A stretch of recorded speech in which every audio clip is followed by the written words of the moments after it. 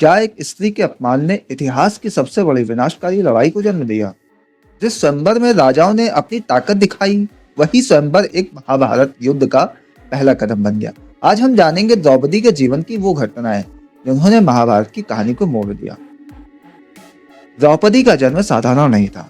वो किसी माता के गर्भ से नहीं, बल्कि एक यज्ञ से प्रकट हुई थी। कहा जाता है कि उनके जन्म के साथ ही एक भविष्यवाणी हुई थी कि वो एक महान राजवंश के विनाश का कारण बनेंगी। राजा द्रुपद जो पुत्र की कामना कर रहे थे, उनको द्रौपदी के रूप में एक ऐसी कन्या प्राप्त हुई जिसकी सुंदरता और बुद्धिमानी अदिति थी।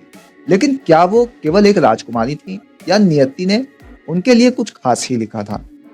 स्वयंवर का दिन आया। राजाओं और योद्धाओं की भीड़ लगी थी। सभी की निगाहें उस धनुष पर टिकी थी जिसे उठाकर घूमती हुई मछली की आंख पर निशाना लगाना था। ये कोई आसान कार्य नहीं था। बड़े बड़े महारथी आए, लेकिन कोई सफल नहीं हुआ। कर्ण भी आगे बढ़े, लेकिन तभी द्रौपदी ने स्पष्ट शब्दों में कह दिया कि मैं एक सूतपुत्र से विवाह नहीं करूंगी। सभा में सन्नाटा छा गया। कर्ण का अपमान हुआ और उन्होंने इस बात को कभी नहीं भुलाया। लेकिन तभी एक ब्राह्मण युवक, उन्होंने धनुष उठाया, प्रत्यंचा चढ़ाई और एक ही निशाने मछली की आंख भेद दी। वो अर्जुन थे, जो भेष बदल कर आए थे। द्रौपदी ने उन्हें वरमाला पहनाई, लेकिन उन्हें क्या पता था कि ये विवाह उनके जीवन की सबसे बड़ी उलझन बन जाएगा।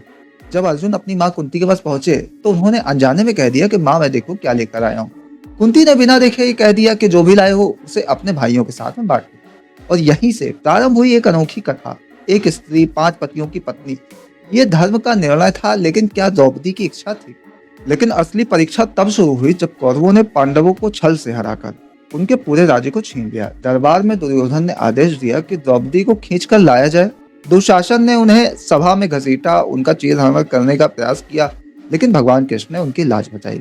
उस सभा में कोई उनकी रक्षा करने के लिए नहीं खड़ा हुआ। तब द्रौपदी ने एक प्रतिज्ञा ली, जब तक मेरे बालों को दुशासन के रक्त से नहीं धोया जाएगा, मैं इन्हें नहीं बांधूंगी। ये प्रतिज्ञा महाभारत की नींव थी।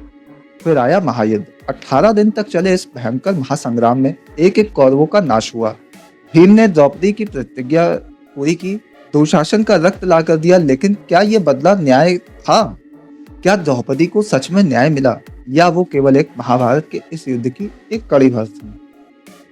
आपके अनुसार क्या द्रौपदी को उनके जीवन में न्याय मिला?